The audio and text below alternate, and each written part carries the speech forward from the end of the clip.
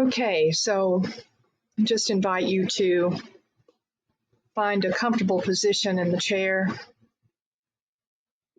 relaxing and allowing the chair or whatever is supporting you to support your weight. And invite you to bring your attention into your heart. You may want to put your hands on your heart. And just think about a beautiful radiant light shining in your heart center, and remember that your heart center is much more than your physical heart. The energetic center there is very large and vibrating your frequency outwardly. And so knowing that, we call to mind our friend Sherry and Barbara. I'd like to include Jan Means, and truly anyone who is in need of balancing and healing on any level.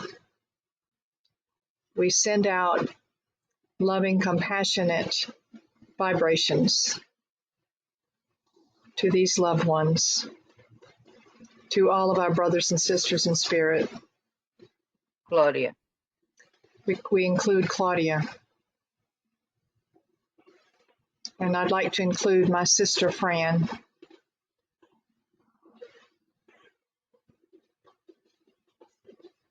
And so as we send out our loving thoughts and energies, we know that each one who receives this activated power of divine love is a perfect expression of divinity. And so we see each one as they are in spirit, pain-free, peaceful, centered and balanced, filled with the vibration and the vitality of divine life in every cell of their bodies, every level of their consciousness, and even every circumstance of their life. We know their truth is wholeness and vitality, peace, contentment, and abundance. And we notice too how we feel as we hold these vibrations to send them out, to share them. For there is no limitation of time or space in spirit. And so we see their radiant truth. And we hold that truth for ourselves as well. Imagine every cell of your body radiant with the life and light of the divine. You may even begin to feel a little vibration or tingling throughout your body as you think about the truth of who you are, the radiant emanation of the divine, shining your light into every level of your consciousness and out into your electromagnetic field, the field around your body. Remembering that nothing in the outer can limit you, for you are much greater than any circumstance in this world or any. You are infinite. You are intelligence.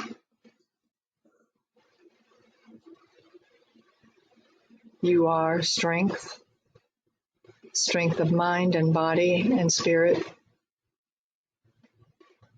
You are divine understanding. You are the joy of spirit in expression.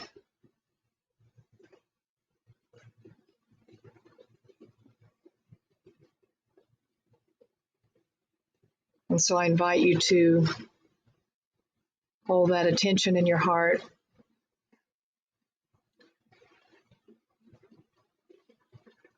As you accept this truth of who you are.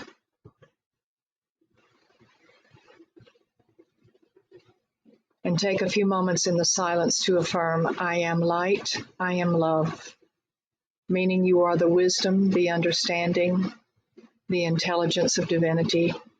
You are the compassion, the kindness, and the perseverance, an eternal being of light and love. So in the silence, I invite you to affirm, I am light, I am love. I am more than enough. I am perfect just as I am.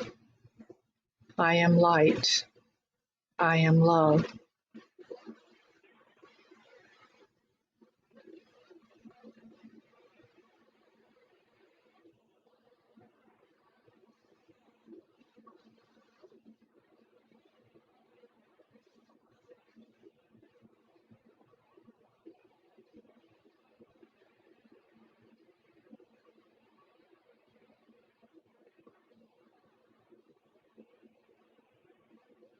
Now imagine yourself sending those vibrations and frequencies out past your body, outside the building where you are, and out into the world, sharing the light and that love that you are with all.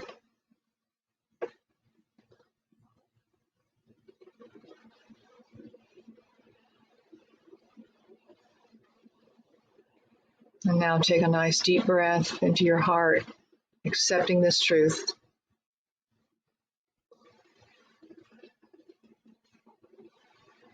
Notice how you're feeling.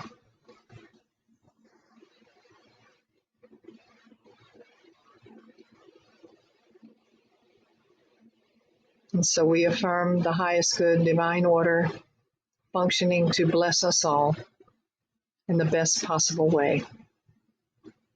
And we claim it in the name of Christ consciousness. And so it is. Amen.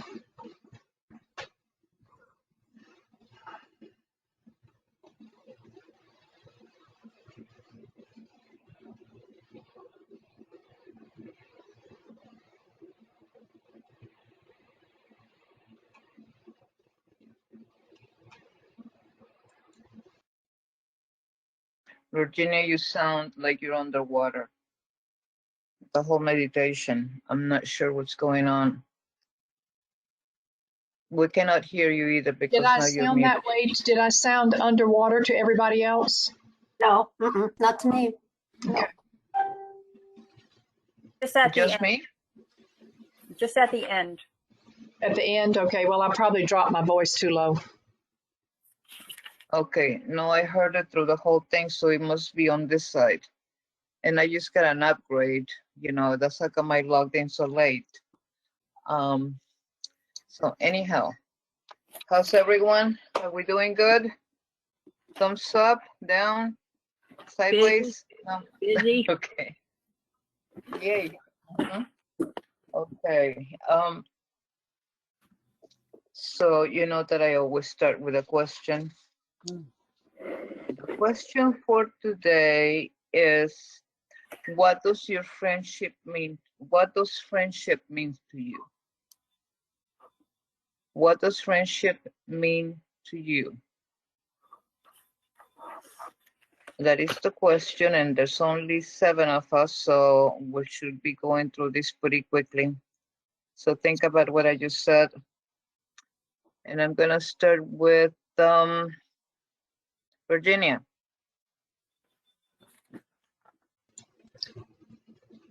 It means family that I have chosen or has chosen me. People that I can really count on, be comfortable with, that I enjoy sharing my life with.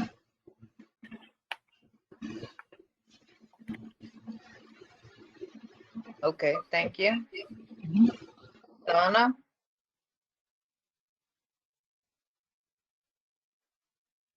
It means what Virginia said, plus it's a bond of love that we share as far as the same thoughts or similar thoughts, I should say, similar thoughts.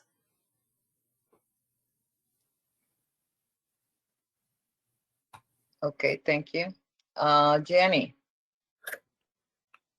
I just want to add to what has already been said, that I can be comfortably uncomfortable. In other words, if one of my friends needs to redirect me, I can be uncomfortable with that, but have an open dialogue and be comfortable with that redirection if it's a redirection for me. Okay, thank you. Penny. I think for me, just thinking of my friendships, even the ones that have been long term, but even some that haven't been as long, I think I know it's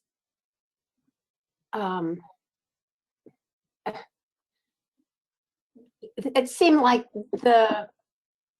I can't even express it. It seems like the friendships that I cherish the most, let's say, are the ones that came to me. We came together out of divine order, I guess you might say. It wasn't like I had to struggle to make the friendship. It was something that just happened, and I can think back and go, wow, it was very easy. We just clicked, and we've been friends ever since. And so I think that's the kind of friendship that means the most to me, is one that where we clicked immediately, kind of, and then we've remained friends, and we really can talk about, we can be very comfortable with conversations with each other, and that we don't lose contact, even though, like, within the past year, we've not been able to get together, but we still are able to remain friends. Okay, thank you. Lisa. All right, let's see if you can hear me. Yeah, we can hear you. Okay, so I liked what everybody said, but what Penny was saying, I really like that. Like, some friends, maybe I don't see that often or talk to that often, but it's just like when you get back together, like no time has passed. But I was thinking, as when you first asked it, sharing common energy, common vibration, having fun, trust, joy, communication, understanding, love, kindness, acceptance. Thank you. You're still muffled. Sam? Hi. Hi. To me, it's a close connection and a bond with someone else. Like, we're kind of on the same energetic level or vibration, and we're linked together in the heart. And friendship is honest, loving communication. You're able to be honest with each other, support each other when needed. And also, I agree with the no time has passed. If you haven't talked to them in a while, and you can pick right up where you left off. Yeah. Okay, thank you.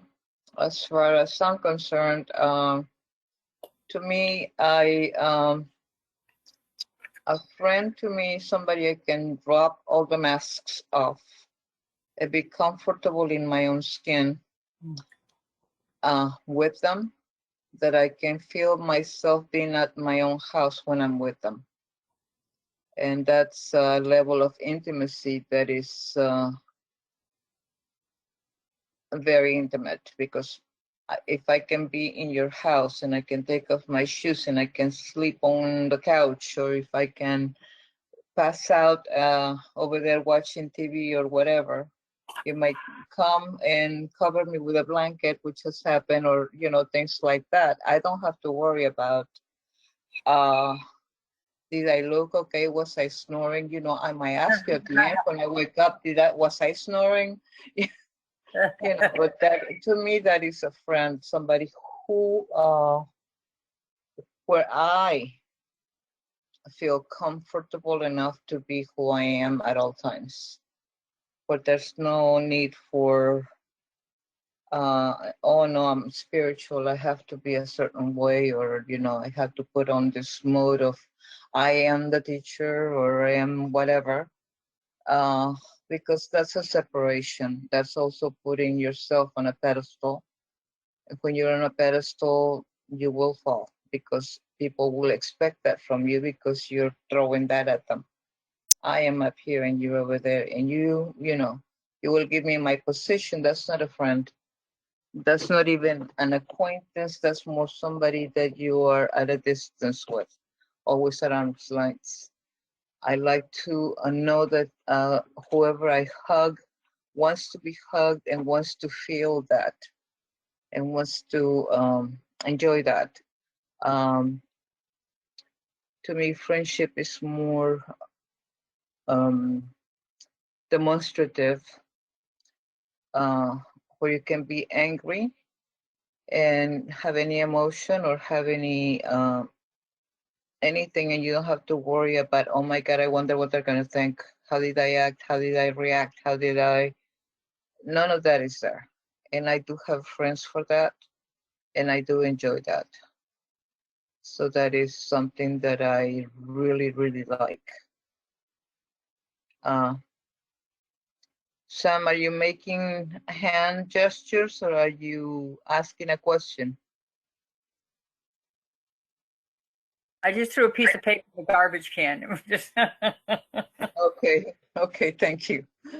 Okay,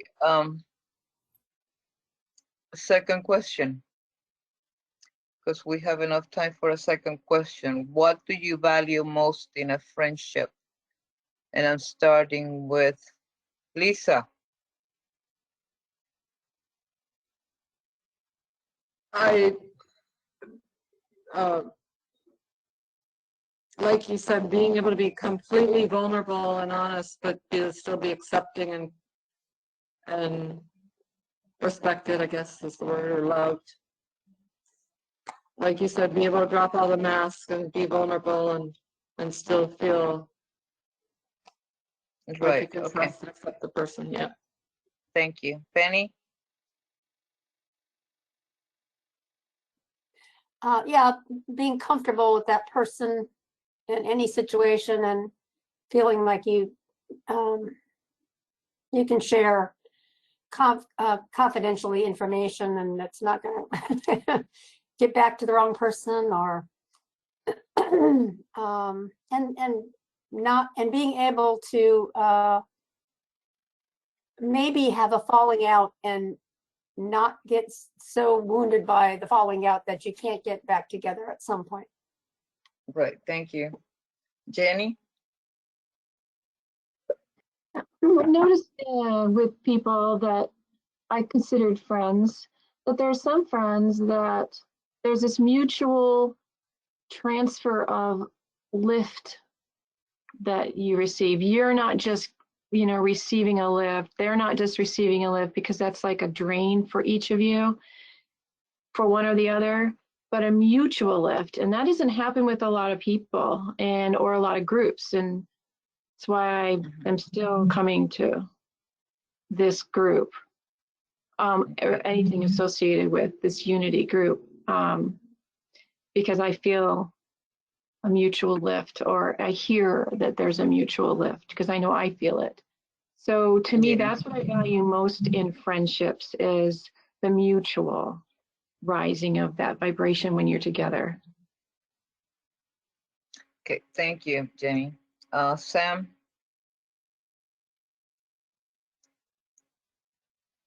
Sam?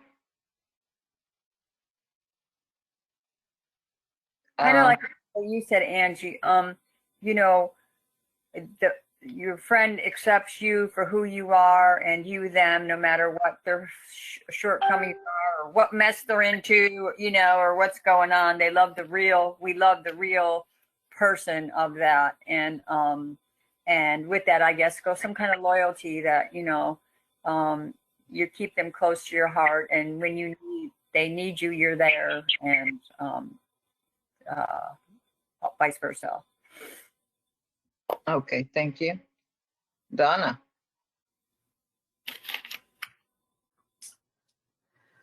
What I value most in my friendships is sharing my feelings and having them really listen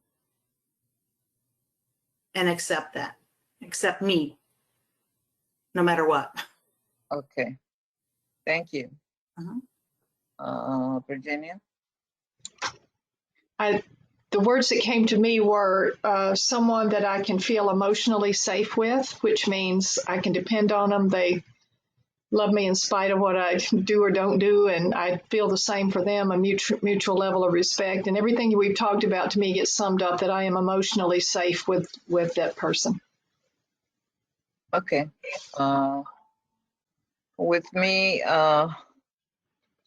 I will respect a lot of things. One thing I will not, I will become a little bit irate is if you don't keep your word. Don't say things that you don't mean or that you cannot fulfill, because that's your word. And if you cannot stand by your word, then I cannot trust you. And if I cannot trust you, then you become unsafe to me. And I'm talking about personal, not keeping your word to me personally. I don't care what happens out there, you know.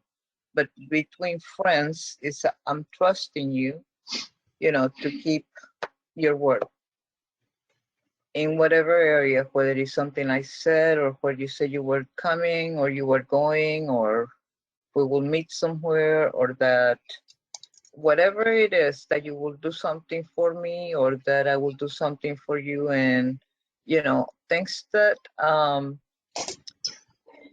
require dependency for whatever reason, like, okay, I need you to be here by 11 a.m.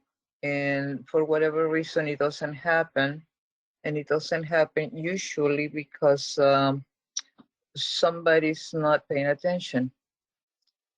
Somebody's not responding to their own words. They're not being in integrity.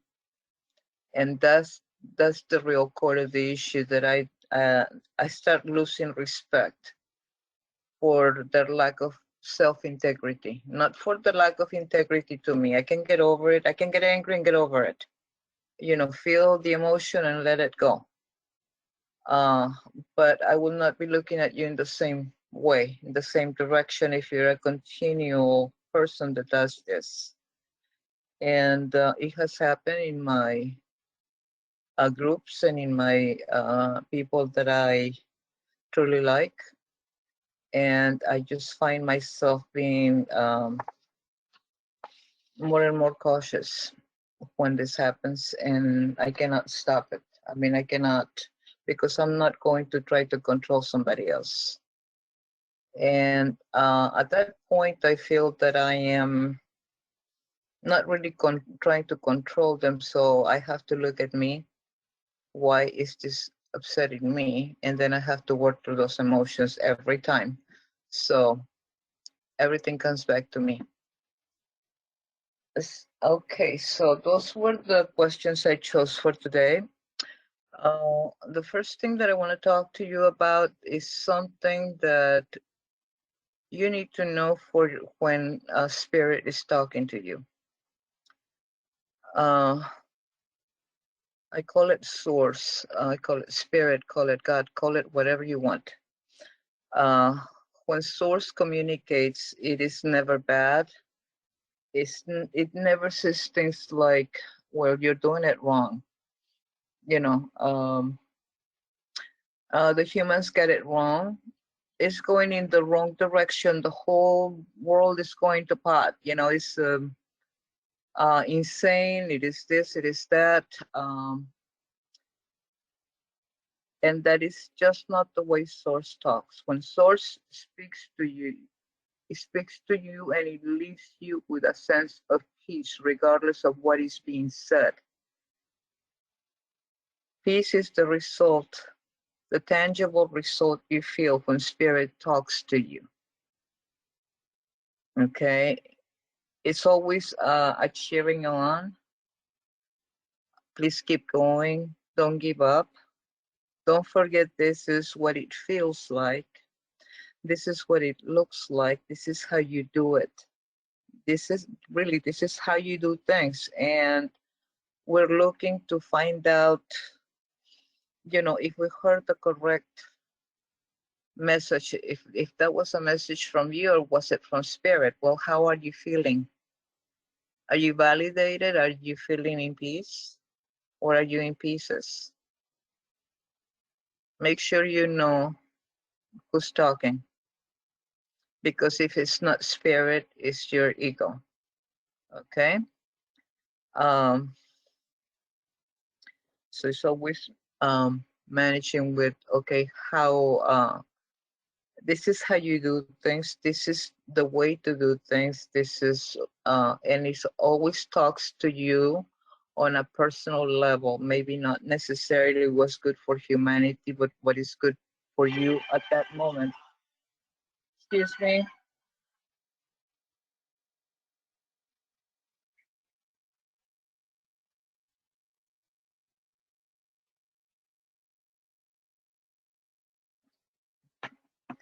Somebody from Nebraska calling.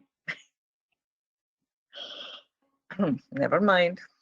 So anyway, spirit will always guide you and tell you how to or what to do. There's no way around it. It's not going to tell you that it's going to be easy. It's not going to tell you that it's going to be a way around it, because that you are learning and you're shifting a collective with you. This is how you shift an entire human collective. We cannot sidestep it, skirt around it, make it easier on us. This is this is it. Surrender to it. Stop trying to change it. This is it. So let go. Surrender again. Just let go.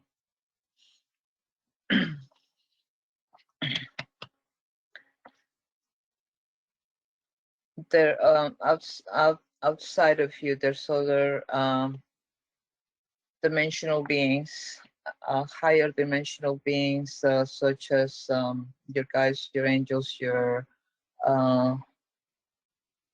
what you call your saints and your masters and your whatever the name of your God is, if you have a God, if you're a specific religion, or if there's an energy force, okay, that is out there. And because so many people believe in a certain deity, all those agreements are there. It's like when the pendulum is swinging and it's taking you into that direction. That's how come all prayer works according to your belief system. Let's say 3 billion believe in Jesus Christ and another 3 billion believe in Krishna, or you're having billions of people that have faith in this deity and they expect this deity to be somewhat of a miracle that will give you something. Because there is such a belief system, it created a pendulum. And with each pendulum, with each addition to people, the higher it became. The higher it became, and people believed in miracles, and people started having miracles because they were praying to a power outside of themselves that we as a collective created. Okay? The first human beings, the first people that has some knowledge of truth, the people that came here to express that truth. And everyone came in with a message, and everyone came in with a solution to problems, because they realized that it wasn't the problem that was giving you the problem. It was a reaction to the problem, to the so-called problem, because until you named it a problem, there was not a problem. So, out of the way.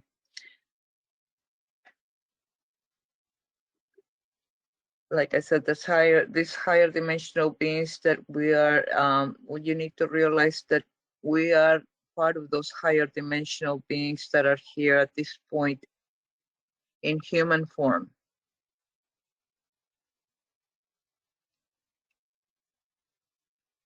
Just that sometimes because of who we are, we decided to give more importance to the form than to our essence. And that really drew us out into being able to be programmed, because we, the senses were so satisfying and so enthralling that we wanted that, and we identified with that rather than our essence, our spiritual essence. Let's get out there and remind humanity of why we're here, what we are breaking out of and stepping into. There is nothing wrong with your voice. There is nothing wrong with your truths. There is nothing wrong with your beliefs, and there's nothing wrong with your behaviors. There is nothing wrong with the fact that you may be the only one in your town thinking, feeling, being, doing, speaking the way you are. Good for you. Even more of a courageous act. This is why you're here, and there are millions upon millions of us all over the earth right now.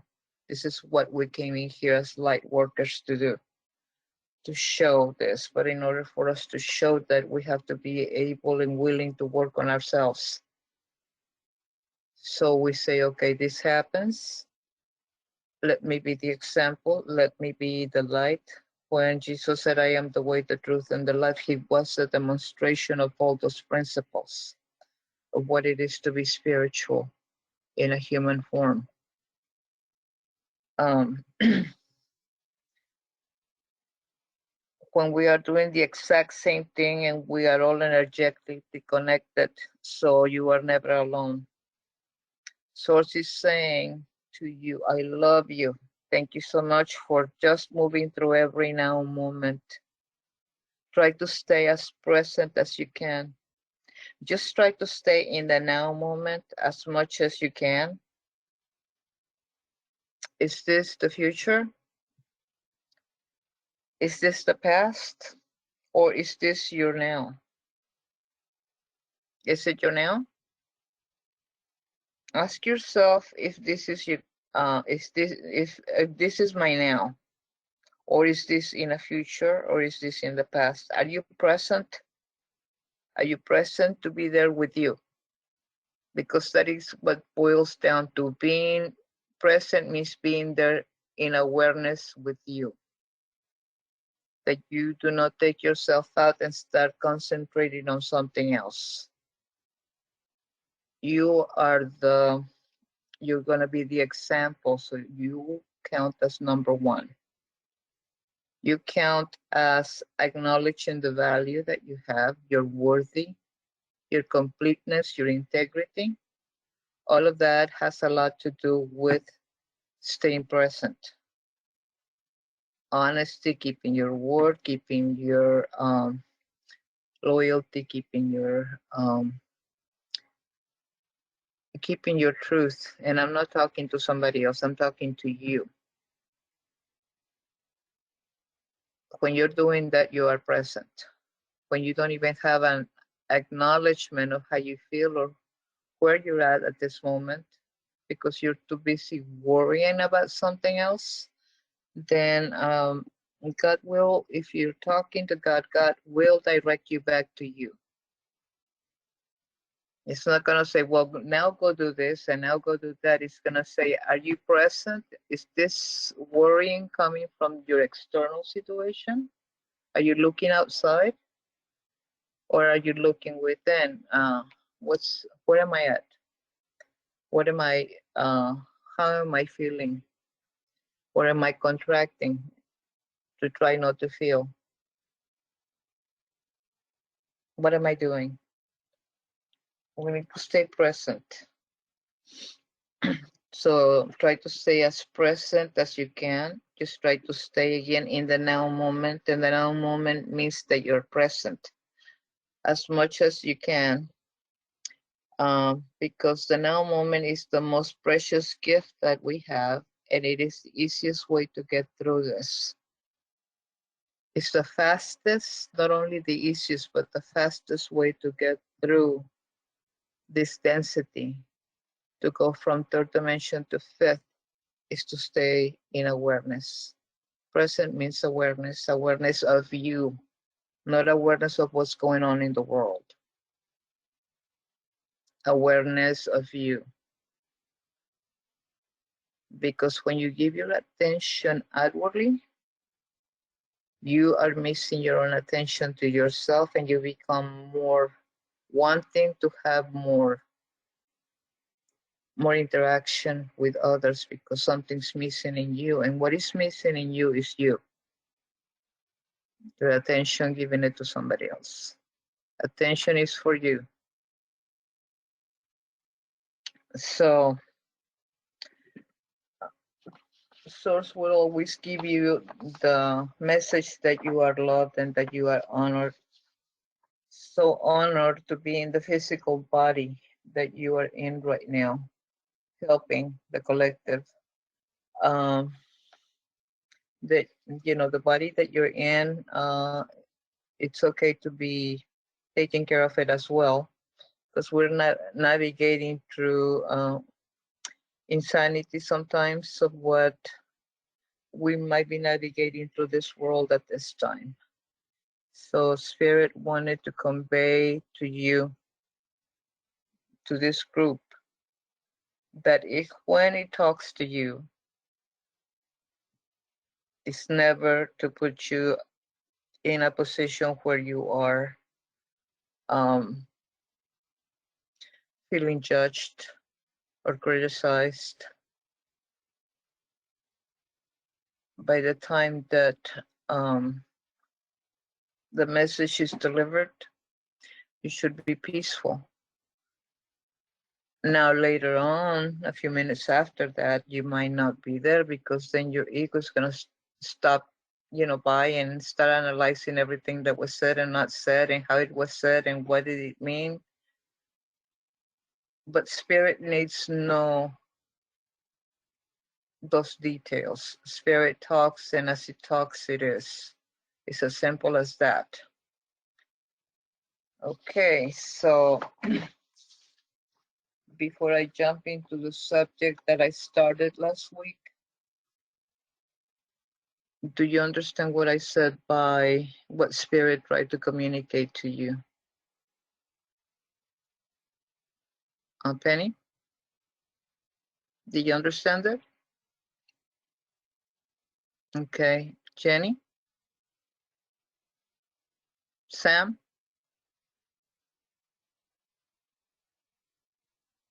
Yes or no? Okay. Lisa? Donna? Virginia? Okay, and Diane came in at the end, so hi. Nice to see you. Thank you for joining us. Last week I started my questions by asking you what triggers you, and I went on to talk about something else. So now I'm going to go back to what I originally meant to talk to you last week, but I was told to hold off. So for whatever reason, somebody needed that message. So I'm going to talk to you about cellular memory and triggers.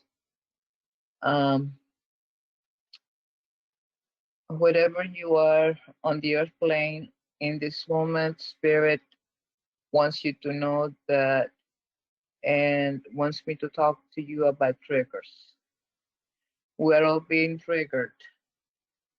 What a trigger does is it allows you to feel a trauma that hasn't been completely healed, like released from your body.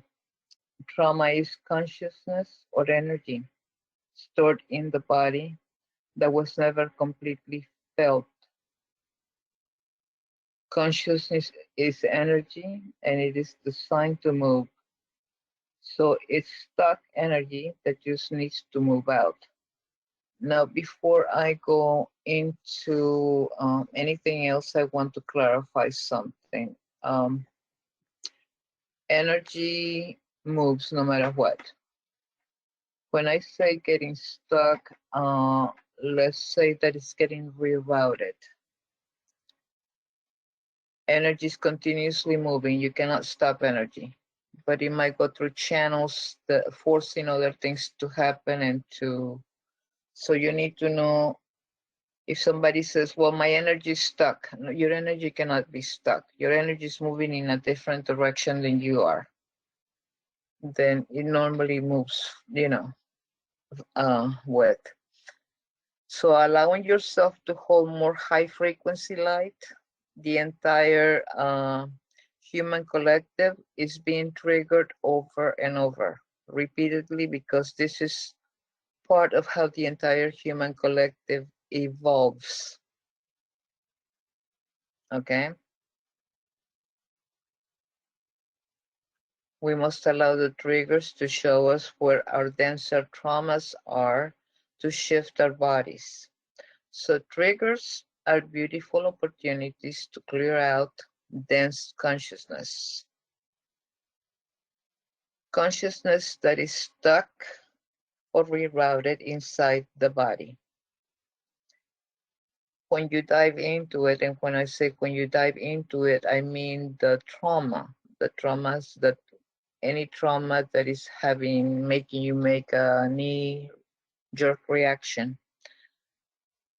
Okay, so when you dive into it, it takes a lot of courage to allow your triggers to show you the trauma and to feel the trauma through a lot of through a lot of courage.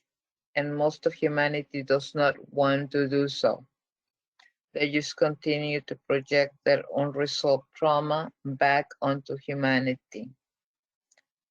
The only way we evolve as an entire human collective is we start to take responsibility for our traumas. There is nothing wrong with trauma, nothing. Working with triggers, here are some of the steps as to how you work through the triggers. Step 1, recognize that you are being triggered. So let's say, give me a second, please.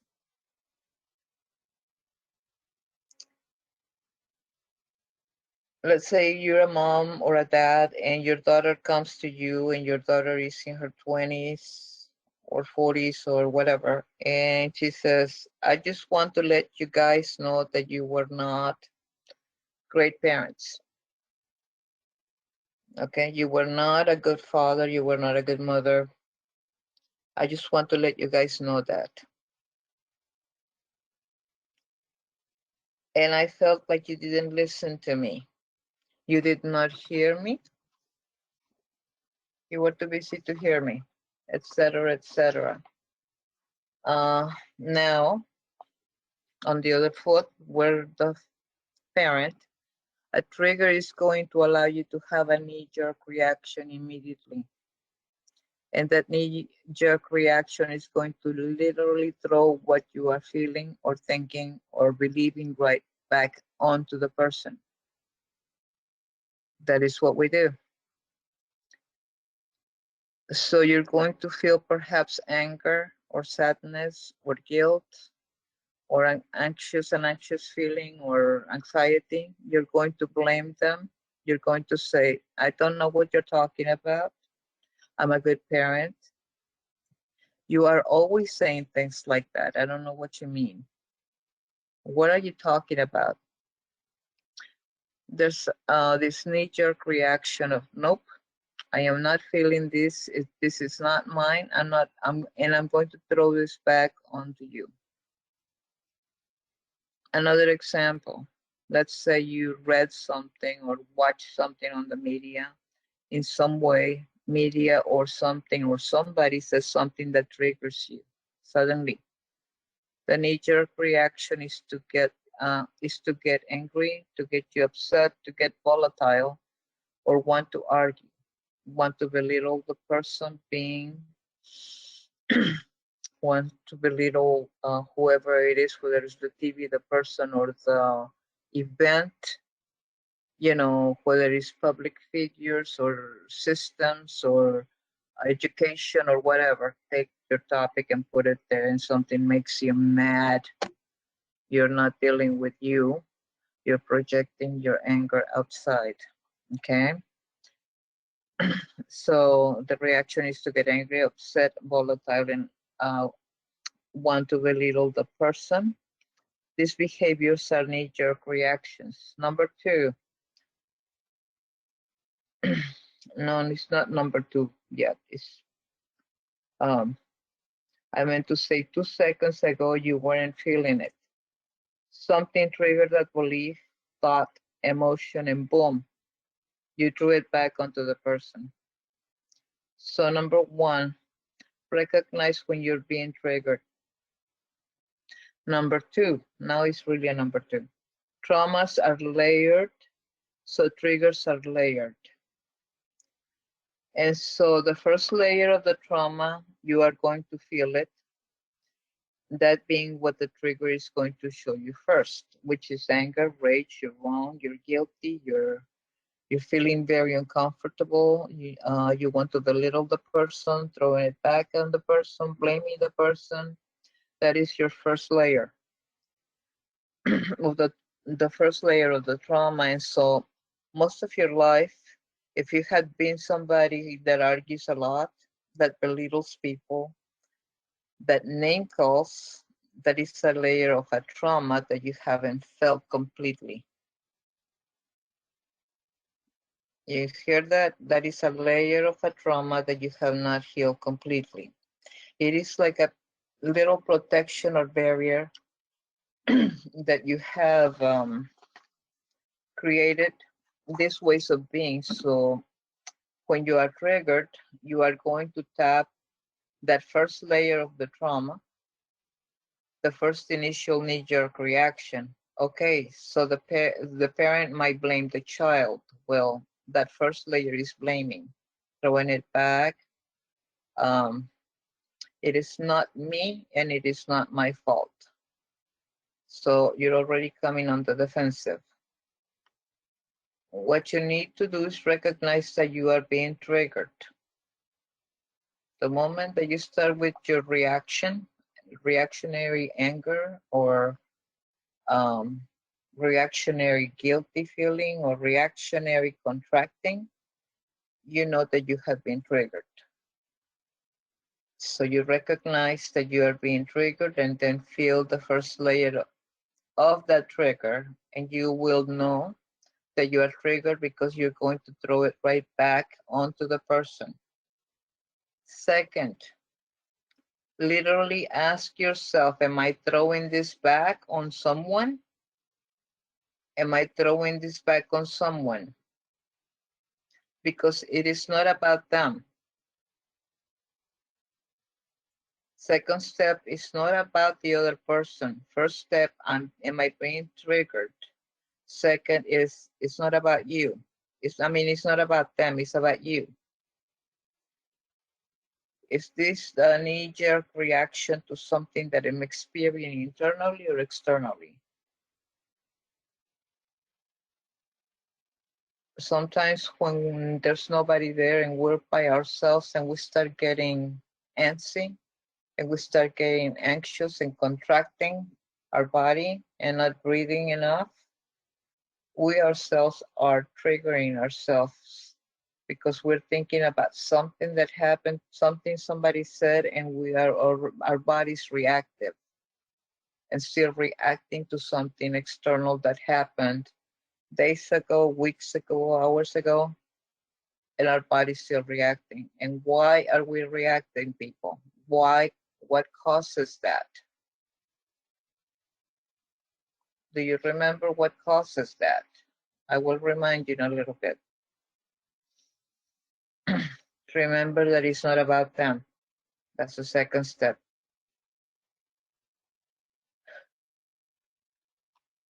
It's not about the other person, not about the other person at all, not even slightly.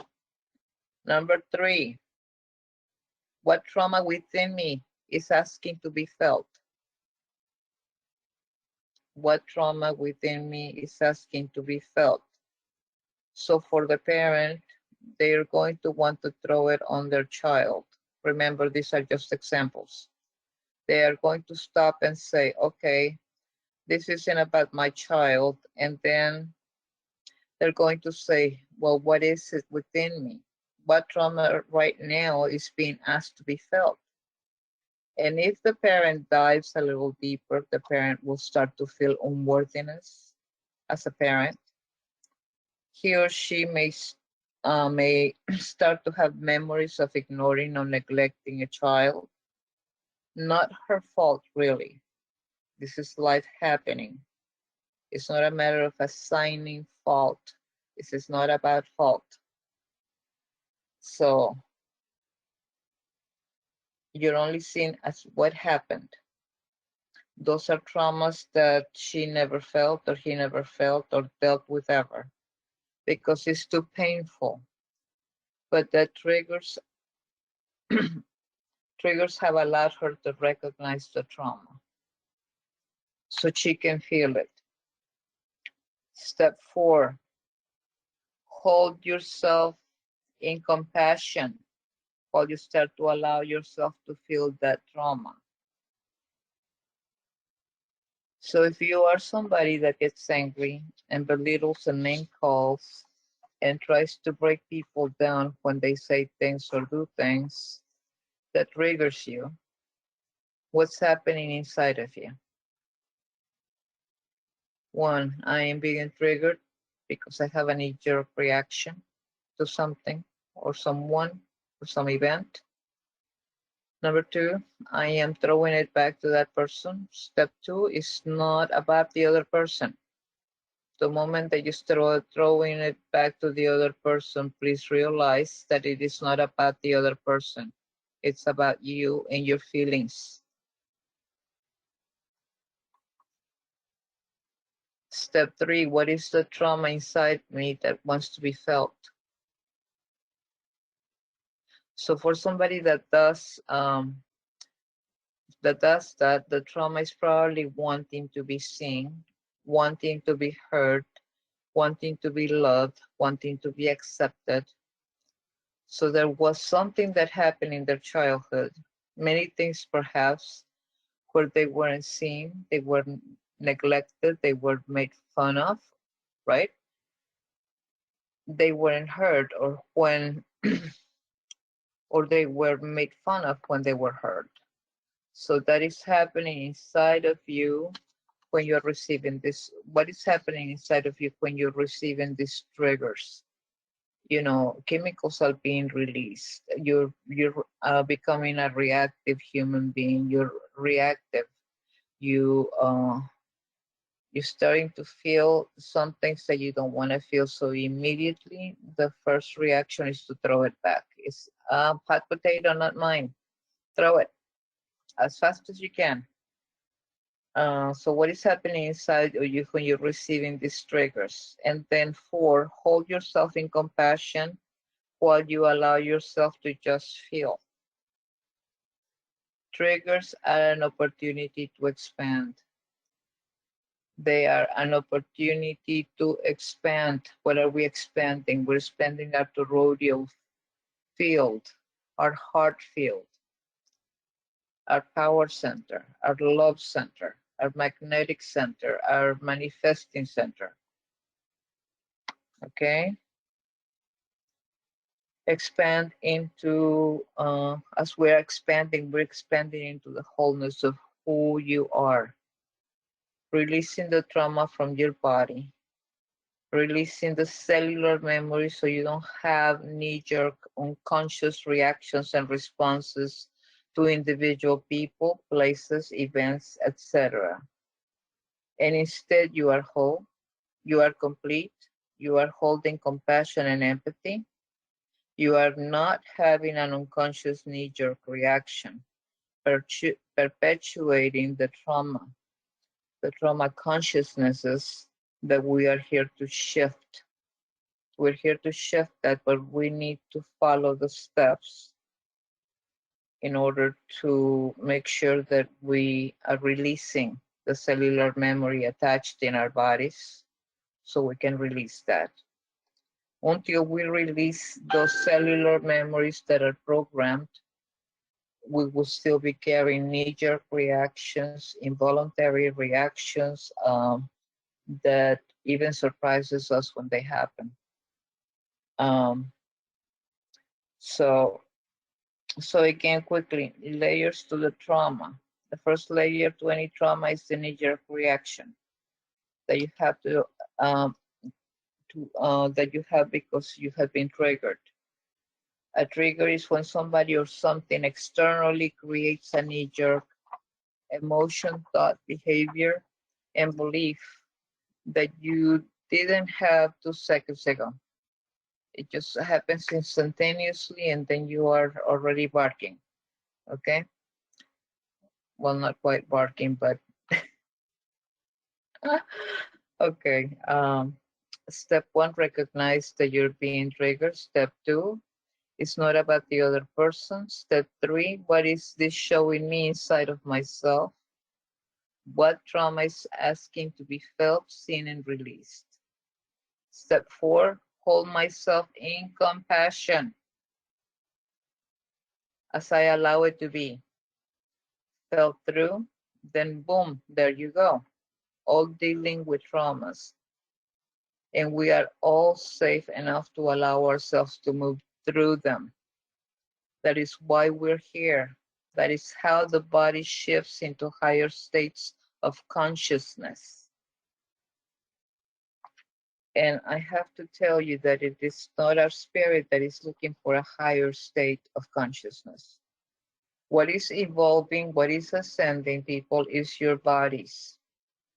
So we need to release all that unconsciousness from our bodies through the cellular memory and through working through the traumas.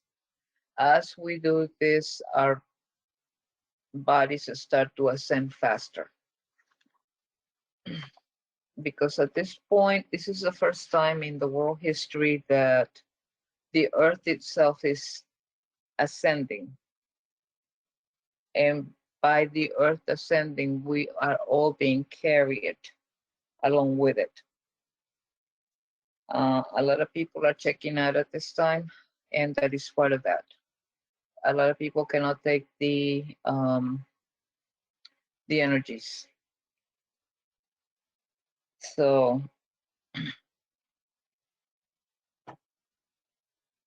we're all safe enough to allow ourselves to move through the traumas. That is why we're here. It's how the body shifts into higher states, and there is nothing wrong with it. So pay acute attention to the triggers in the external, because the entire human collective is being triggered in order to shift. That's how come there is so many divisions in every area possible. You know, and somebody's gonna find the division somehow, even on a perfect setup. Somebody's gonna find the division because we're all being triggered right now.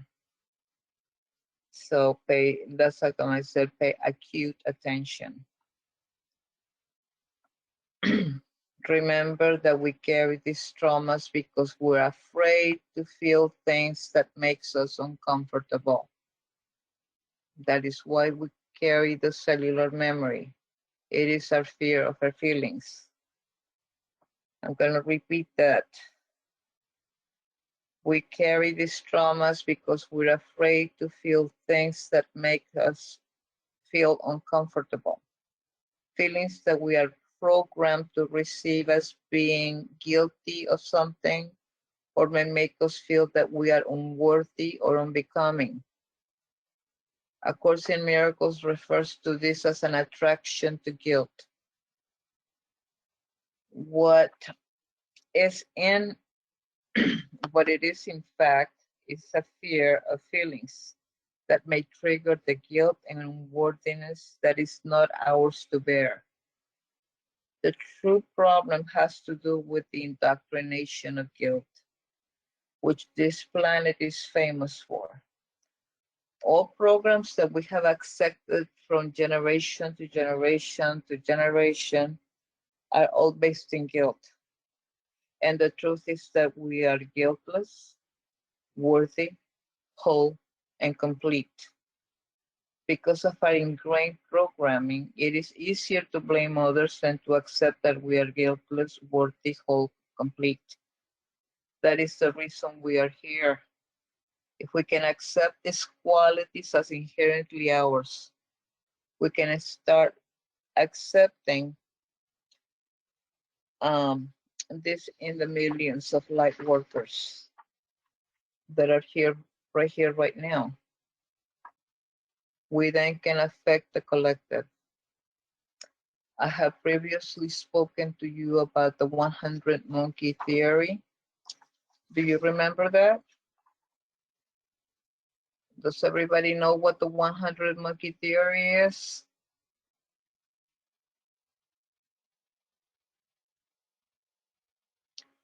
Okay. Many years ago, there was this island that was inhabited not by people, but by monkeys and other creatures. But the monkeys were the main population of this island. And this island had a lot of potatoes, and that's what the monkeys ate, was potatoes. So one particular day, there was this monkey that, before they used to pick up the potatoes and put it in their mouths and start chewing. But one day, this specific monkey went by the seashore and was playing with the potato and washed the sand and all of that out of it and started eating it. Well, he found out that it was a very good tasting potato because he had no dirt or anything, and other monkeys were watching. So slowly but surely, they all learned how to eat these things minus the dirt. And all these chimps were in this one island only. They say after a certain amount of monkeys or humans or any animals that they give you that they develop a new habit, it goes into collective consciousness. You have done what happens then is you have had what is called a pendulum. That's how pendulums get started. It's something, things are impossible until they become possible. Things are untried until they're tried. Once somebody breaks a habit or breaks a record or breaks something, then it becomes easier for the rest of humanity to do so. So anyway, at the same time that this happened in this island, in other islands, all the monkeys were starting to do that. Were starting to clean their potatoes, started to clean their bananas, they started to clean everything. And the reason for that was because it was no longer a one monkey showing to another one. It was already inbred, ingrained in. So when I'm talking about ingrained, your programming, I'm not only talking about what was taught to you directly, but what is in the human collective consciousness. So you're also being influenced by that. And all that programming, what is showing you is that you're a guilty person, you're unworthy, you carry sins with you, you have got to redeem maybe 1,000 lifetimes for you to be good. You came in with a minus on the moment that you were spelled out of the womb. You became a guilty person already without, whether you needed to redo lives or repent or have an original sin, you came in minus. So the original guilt was there the moment that you came out. Okay? Programming is very, very, very ingrained. When I say ingrained, I don't mean ingrained by society. Once I use the word ingrained, I mean the human collective. It's ingrained, therefore you're ingrained. You are the 100th monkey running around saying what the human collective is saying, that this is true, that you are unworthy, that you are, that you're not whole, that you need to fix yourself, that, you came in broken and you have never been good enough. And there's nothing further from the truth. You did not come here to learn how to be spiritual. You already are that. You came here to be spiritually human, to come in minus the guilt, minus the deficits. When you come in here minus the deficits, you are coming in here with a new way of being, the new human collective, and that's what we are at this point. This is what is emerging in groups like ours, that we need to bring that collective into fruition, so we have enough people to create the 100th monkey in the third dimension, so we can ascend together. Nobody's ahead and nobody's behind. We just have different ways that we view things, but we're all spiritual and we're all at the same level. Only that we know things that other people don't at this time. That gives you an idea of how to get out of being so conditioned, giving you the idea of how to manipulate and get out of the cellular memory. Cellular memory is your unconscious. The unconscious is there because we are suppressing our feelings. Because if this is what we're being taught to feel, that no matter what you're guilty and that no matter what you're unworthy, then you don't really want to feel that. But that is a lie. The moment you realize that and you start looking, is that external or is it me? There's nothing wrong with me. If it's external and I'm looking at it and associating with it, it's not right. I'm misperceiving what the truth is. The truth is every one of them is already whole and perfect. That they don't have access to the truth, which sets you free from the condemnation. It sets you free from the self-punishment, the wanting not to feel anything because it's going to create pain, because I don't want to feel that I am guilty, because I must have done something. And the only time that you don't want to feel less than that, even though you're looking to see not to make the same mistake again, so you won't feel so beautiful for having screwed up so badly, which you didn't. But that is the training. That is the message here, is that you have never been unworthy, and you have never been less than whole, that there is nothing wrong with you, that you have never ever done something to upset the collective, the spiritual collective.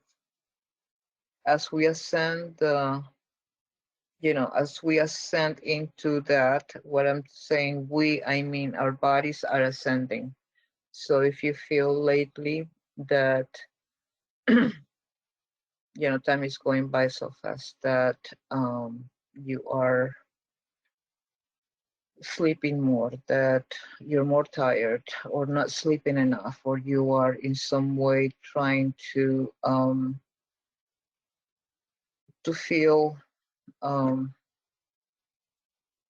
you're somehow feeling less than your you know, less than what you normally feel.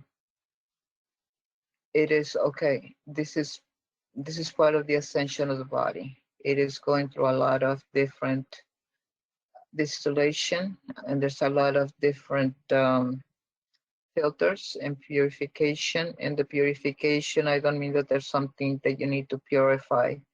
What you need to purify is that the thought that there is something wrong with you, the thought that you're less than. You do not need to fix anything else, but you do need to know what I'm telling you right now. I want a show of hands. How many of you feel worthy?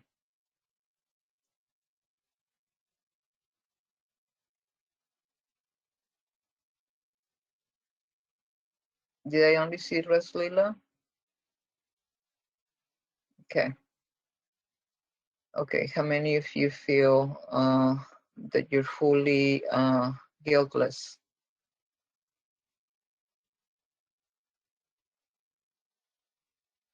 How many of you feel that you're fully in integrity?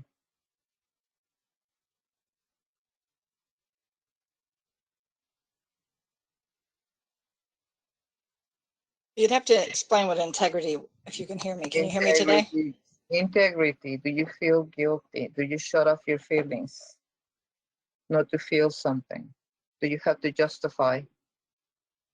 If you are feeling any of those things, you cannot be in integrity. Okay.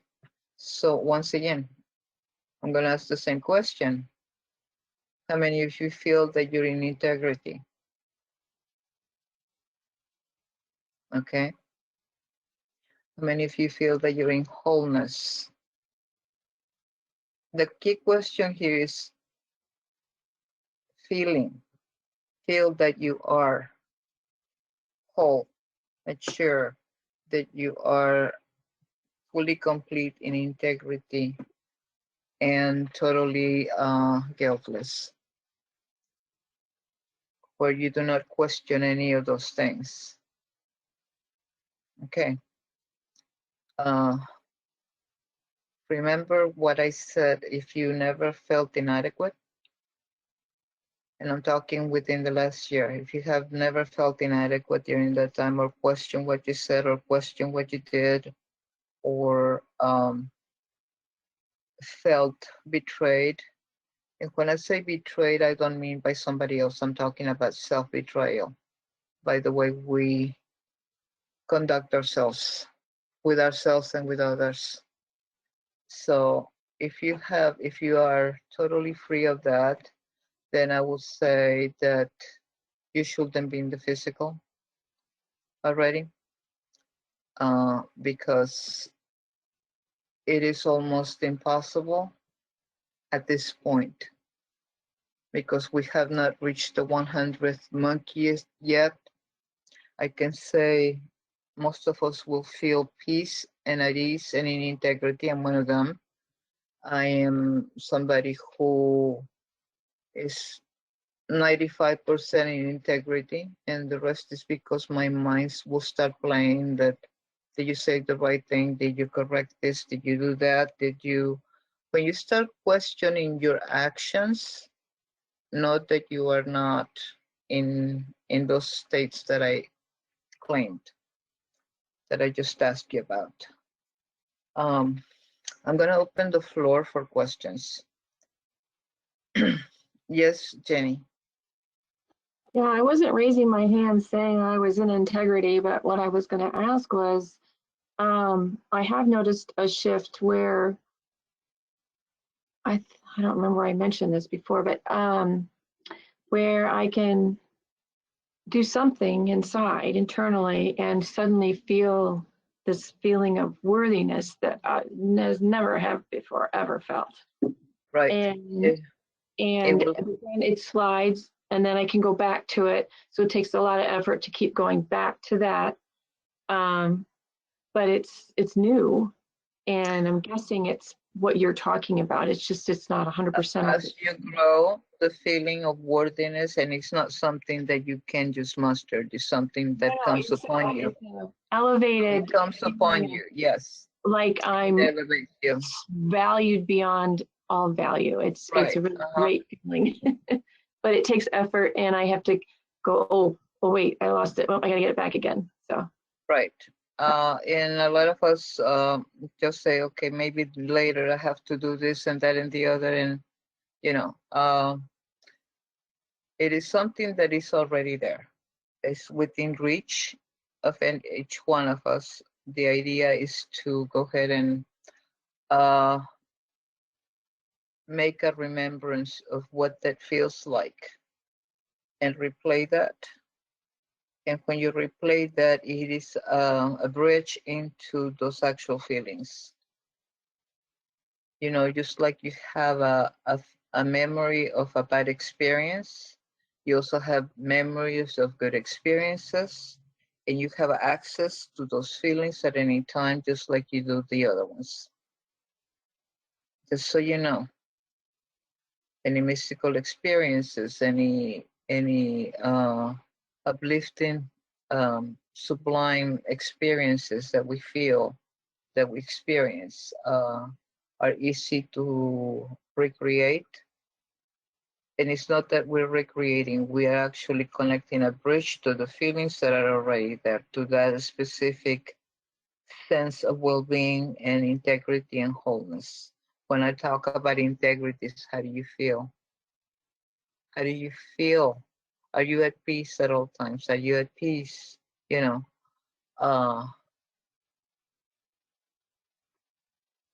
Even Jesus Christ was not there. He will say, if you can take these feelings away from me, if you can take this cup from me, if you can, and he will cry because the disciples were not praying with him, or they fell asleep, or he was very human, and he showed his human emotions. And then you also saw the correction when he would go and say, nevertheless, it's not what my ego wants, but it is, I'm surrendering to spirit. I'm surrendering to the highest truth of who I am. Not to something, but to who I am. He says, you have seen me, you have seen God. So he recognized that his will was God's will. Because at the time when he said that, he was not being ruled by the ego, but almost all the way to the crucifixion, he goes and says, let this cup pass me. And what the actual representation of what the Bible said, it was the ego that was being crucified, not the body. So when you have, it's not that you crucify the ego, you leave the ego with nothing to defend. And when there's nothing to defend, the ego doesn't die, it just aligns with spirit. And so everything starts working together. The ego was there to help you survive, to help you make choices, to help you do different things, and to see how you could survive in a state of a different reality than what you're used to. Instead of a spiritual, you came to experience physicality, which is pretty dense. Okay, questions? Yes, Dana.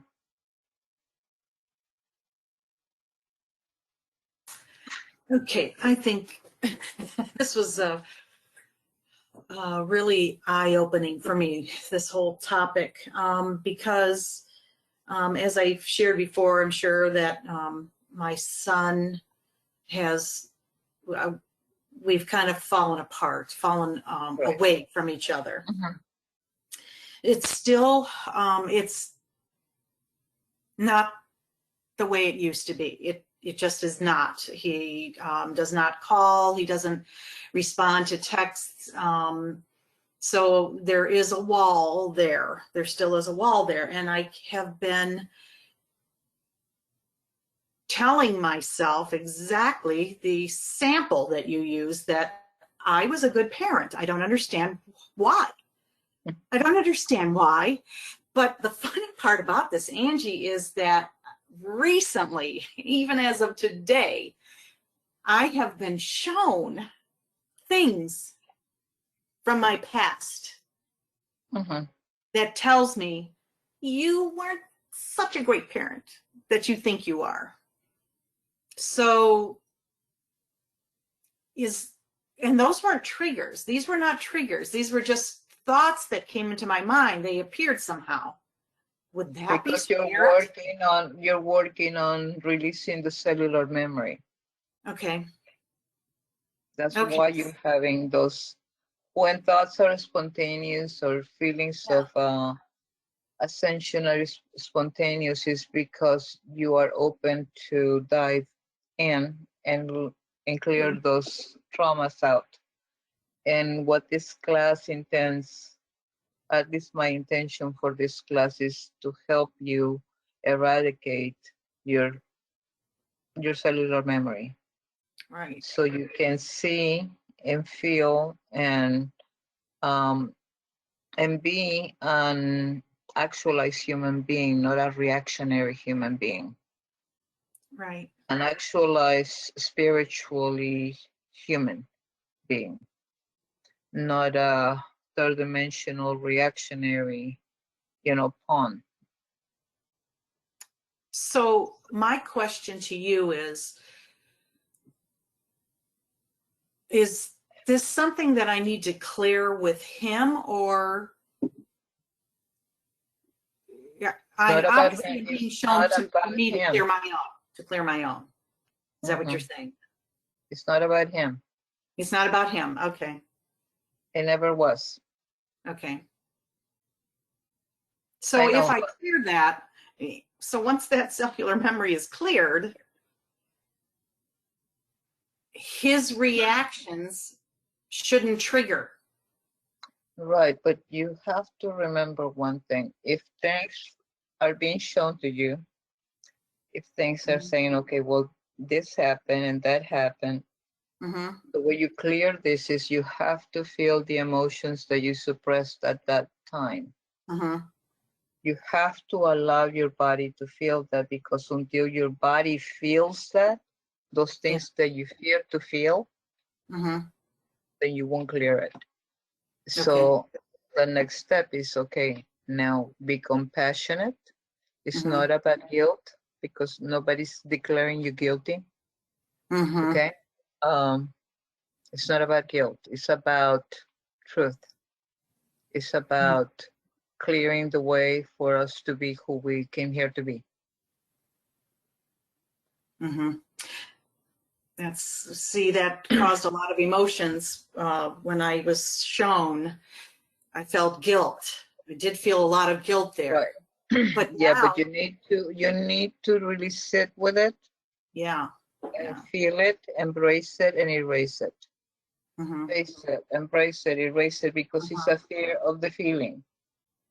Yeah. Because it's declaring you guilty, and you're going, okay, I'm gonna feel this with the knowing that I am not guilty, that I am not, and I don't care if your child told you that you were the most perfect parent that ever lived, and there's some misconception there by the child who wants to make the parent look better, or by the parent wanting to hear this to appease their own egos.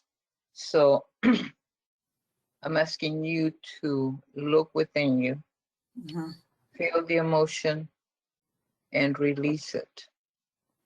Once you know you released it, is because no longer that feeling of absenteeism or guilt will be there. Guilt that, Well, this I is don't great care. because I don't care who we are. We're always going to have some kind of default as parents that is just there because this is the world we came into. You cannot help it. So give yourself a break. There's nothing wrong with the experience of being human, which is what you came here to do. Remember that, and then remember to have compassion. This is not a bashing session. It is a session for you to release. You know, you have let go of that when you're no longer triggered by them, regardless of what they do.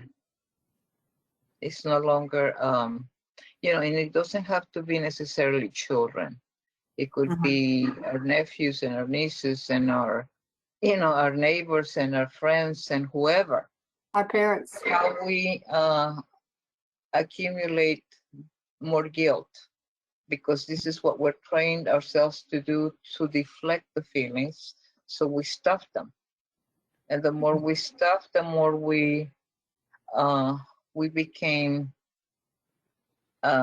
less worthy and less, not that you were less, but you felt less worthy and less complete, less guilty. So that's why a lot of people cannot get past the feeling of unworthiness. Well, why can I not have this? Well, why can I not have that? Once you stop asking those questions, it's not about what you can have or not have, because you have it all. And once you realize that, you would function out of that, not that my boyfriend or my girlfriend or my parent or my child or my best friend or my dog or whoever. None of that will trigger you. It's a matter of looking within again. Look within, not about, it's not your son, it's not your husband, it's not your boyfriend, it's not your, any of that. It's not. And for anyone, the reason of abandonment issues or being left behind or not acknowledged, oh, nobody's acknowledging me, oh, nobody's doing this, or why am I not being, you know, acknowledged as who I am? The question here is not that. The real question is, why have you abandoned you? You understand? I understand. And it does now explain to me, this class does explain why I was seeing those things this morning, those thoughts this morning. So very much so. Thank you. Appreciate it. You're welcome. Penny? I think this may be true for others as well, but this whole year has been a year of contemplation. And I think, well, and I've had a number of things that have happened in my life in the last year that have made it even more so, with the loss of my mom and so forth. But it just seemed when you said, when you said feeling less than, I mean, that's something that really has hit a chord in the last year of feeling, and especially in the last maybe 6 months or whatever, where I've felt less than, because I've had a lot of time to think and a lot of time to contemplate. And then as we have more of these classes, I guess it just brings it all to the forefront. But I think it is helpful, because I need to work through a lot of these feelings. I have a lot of guilt still in my cellular memory, and especially with my mother, and feeling like I never could do enough for her. And I did as much as I possibly could, and yet I felt like I never ever could do enough for her, because she just had. It's the training. It's the training. It's the programming. Much. I mean, she really did suffer a lot, and only now am I really seeing it after she passed. But yeah, it's a lot to have to face, embrace, erase. So, but the classes definitely are helping for me to work through some of these issues. So. I don't have a question. Just Feel free to comment. the only thing that I wanted to say is you have to be compassionate Mm, with you. I see a lot of guilt still attached there. I mhm, see a lot of, and the guilt is not, your mom was consumed by guilt. You are consumed by guilt, and probably such as a family thing, most mm, as a human family thing, not just yours. You know, that's why come we have such dysfunctional families. We're not talking just about your family. We're mhm, talking, I don't care who in this room or anybody I pick on the outside does not have family issues because of problems with personalities or problems with control issues or guilt issues or, you know, the thing is for us not to so much look at them as bringing our attention back to us and realize that you can be stating your truth. This is not my truth. Remember, give it to the robot. This is not my truth. I let go of it and I give it to the robot. This is not my truth mentally, physically, spiritually, at gut level. And then state what your truth is. The truth is I'm in integrity, I am wholeness, I am all of those things. Once you're able to say all those things, you know, then you're able to walk in peace because you're carrying a lot of guilt that is not yours. mm, It's a learned guilt. It's not yours. It's not for you to bear that. It's for you to understand that so you can release other people as you release your own guilt. As you adding to the 100th monkey or the 1% of humans that have that as we are evolving. And evolving requires that you be truthful and requires that you let go of fear. And the only thing that, you know, the ego feeds on trying to defend you. It will try to defend you no matter what, at what cost. And it does not want you to feel threatened. It does not want you to feel, it just wants to protect you from feeling things that it doesn't want you to feel because it's not because it's trying to keep you from things, but because it's defending you. But we always give this name to something we don't understand. Okay? The ego will end up actually working on your behalf. Once all this is over and said, but there's nothing for you to be ashamed of. There is nothing, somebody cannot be the all to anyone. To mm, your mother, to your husband, to your kiddies, to whoever.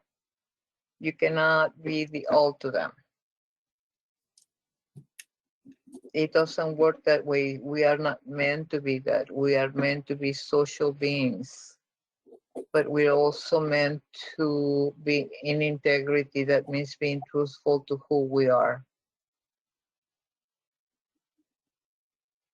And so I would say to you, aside from giving things to the robot, which I don't think you've been doing, mm, right.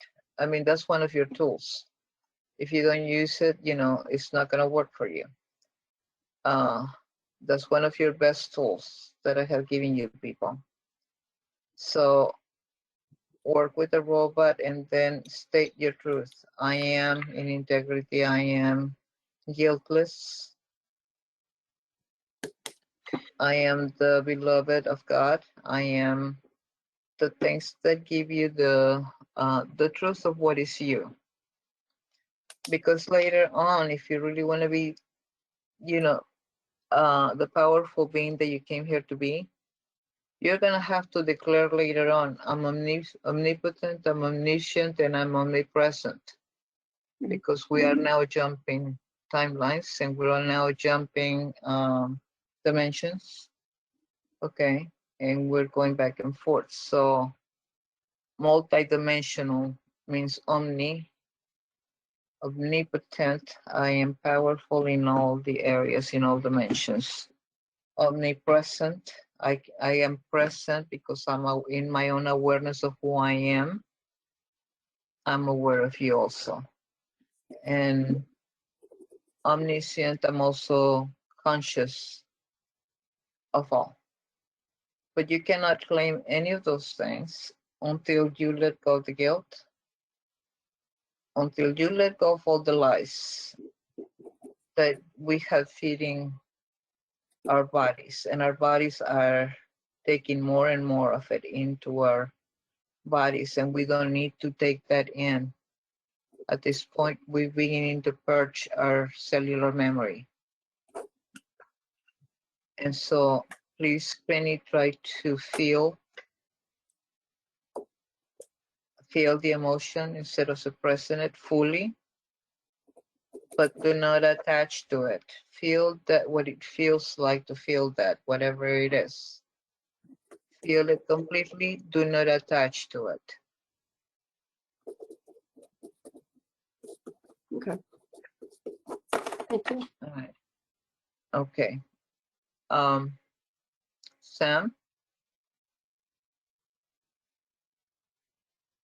I cannot hear you. No question. Oh, wow, no? No, I can't think of one. I think that's a first for you. Yes, it is. Yes, it is. Okay. Miss Virginia. Yes, I wanted to talk about your truth, about speaking your truth. And I think that I've seen it been misunderstood. And just last week, What do you mean by, wait, what do you mean by that? I'm going to give you an The example. reason I'm asking,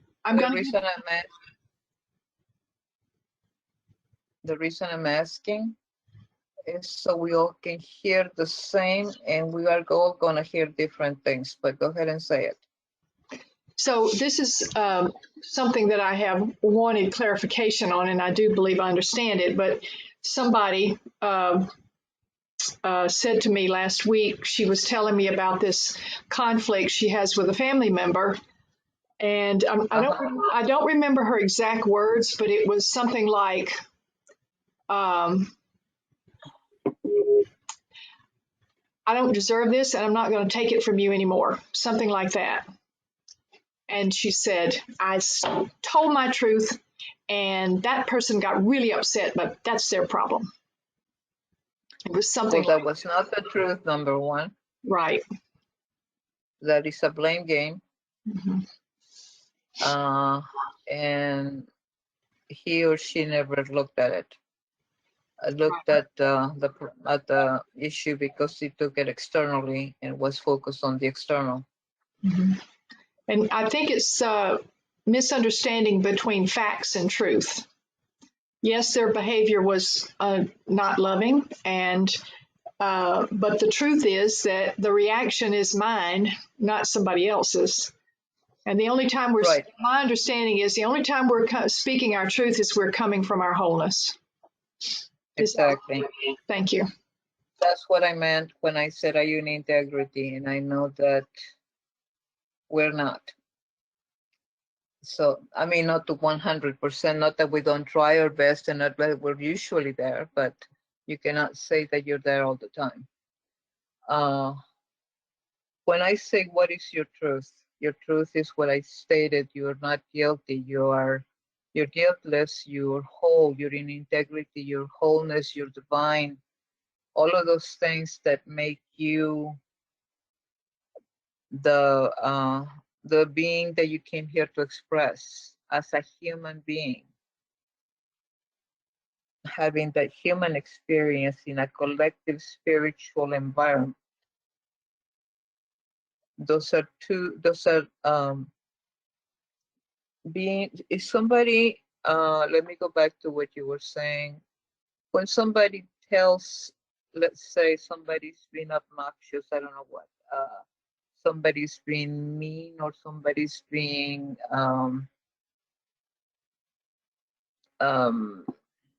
nasty, I guess is the word, or somebody's being belligerent, or somebody's being fightful and trying to involve you into things.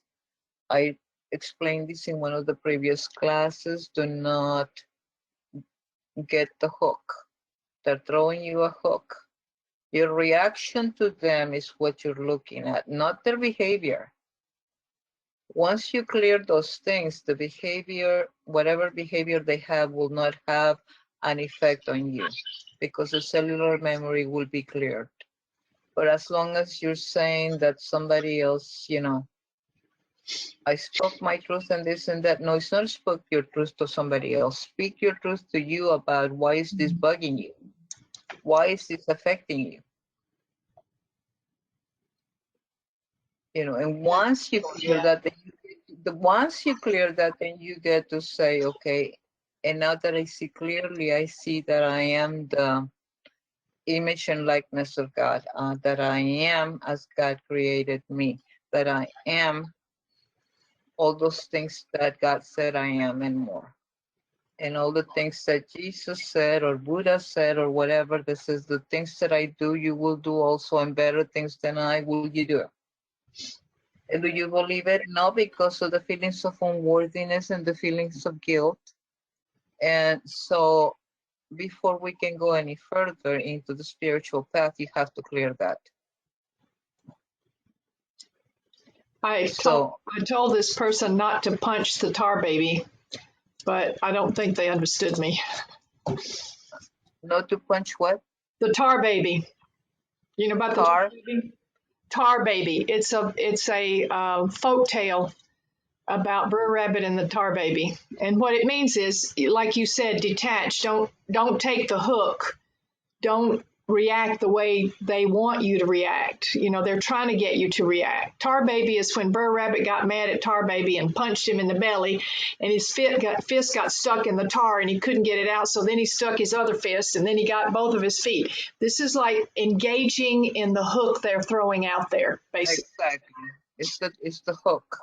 Mm-hmm. They're trying to, and the thing is the ego defending. It's the ego defending because they already feel guilty, or they wouldn't be defending. The tar baby wins every time. I can imagine. Oh, wow. No, I didn't know that one. Okay, Lisa, speak to me.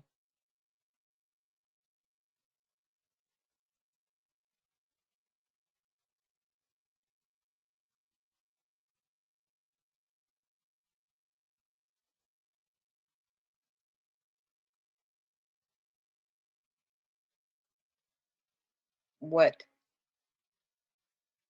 You need to unmute. Somebody unmute her, please. We can't. She has to. Oh, she has to. Lisa, unmute. It's not working. Yeah, I can't do it. Sorry, Lisa. There it is. There. I sent her a request, so I don't know if that had anything to do with it. Yeah, sometimes it interferes, but okay, you're on. You are on.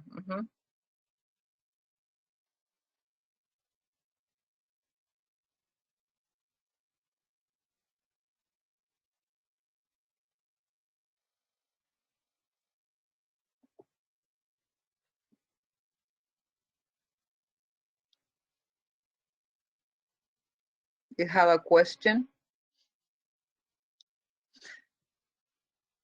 Her signal may have dropped.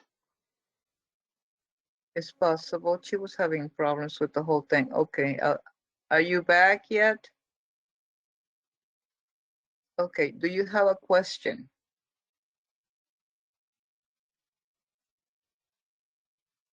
I don't know what's wrong with your Microphone. microphone, with your, well, before she was all, you know, She sounded all muffled. Now I don't hear her. Your microphone is green, but we're not hearing you. Do you have your volume on?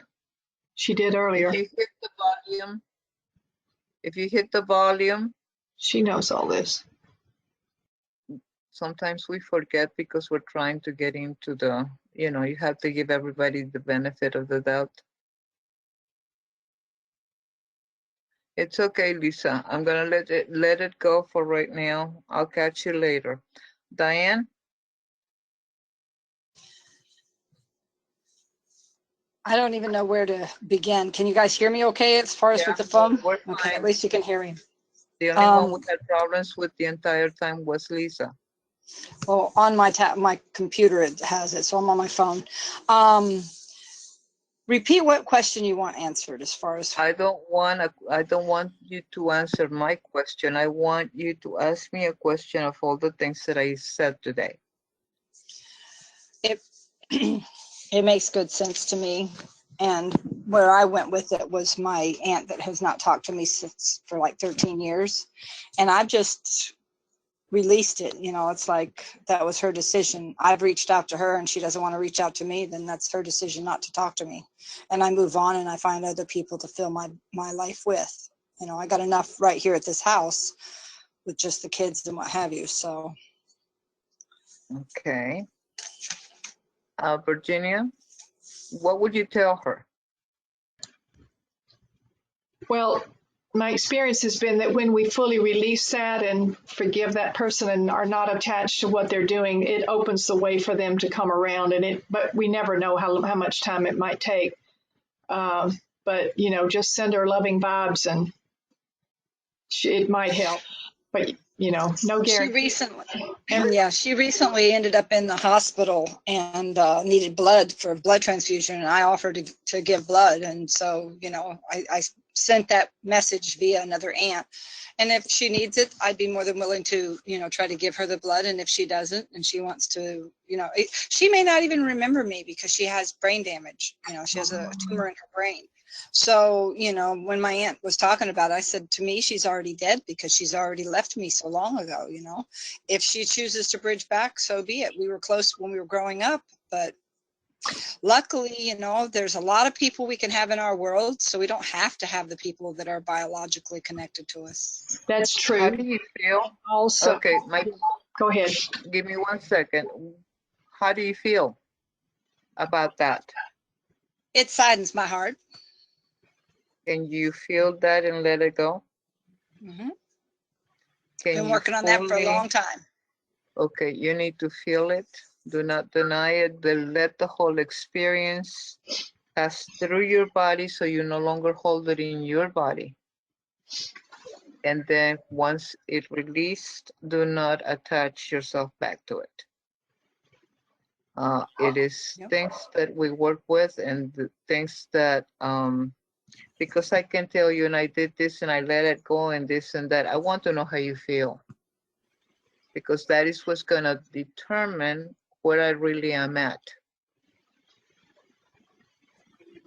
Okay, and I know that you do have other people around you and they're very good distractions, but think of something. You're always looking out for something to replace that. So as you release her, try to be there for you. Mm-hmm. You have other people around you, so it's not like you need to reach out. You need to reach in. Right. You need to reach in and value you and estimate who you are. Mm-hmm. Self-esteem and self-fulfillment, and be there for you, and self-nurturing, not from somebody else, Right. from you. And that is the that's how we look at things like that.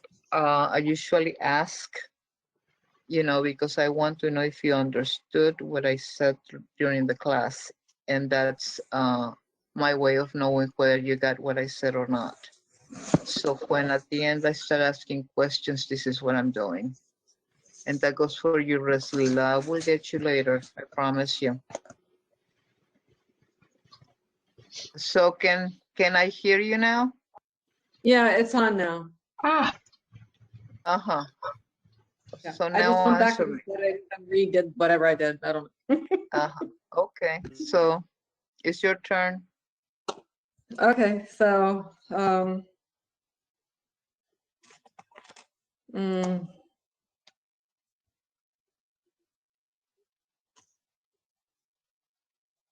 What is the part that touched you the most or that you distilled from of the class?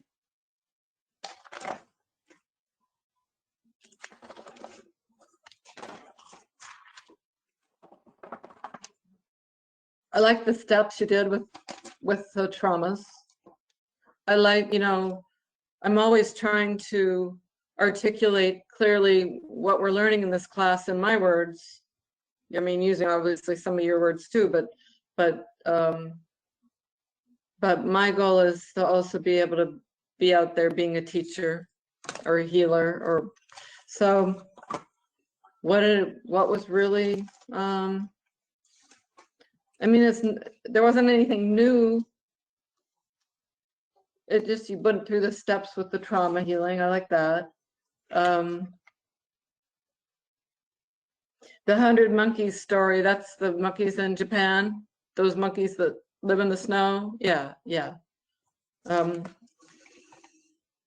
So nothing that I said that you can use at this time because you worked through most of your issues? No, because I'm using it all the time, all day long. I feel like I'm having to use what you see or what we talked about all the time, every day. And Okay. so I've been really working a lot on certain core issues that have come up that have been painful to deal with, and some I know I've shared with you. And they have, they have tentacles that connect to other people in my past, like my father or, etc. Layers. The They're tentacles layers. are the layers. Yeah, they're tentacles, they're like whatever.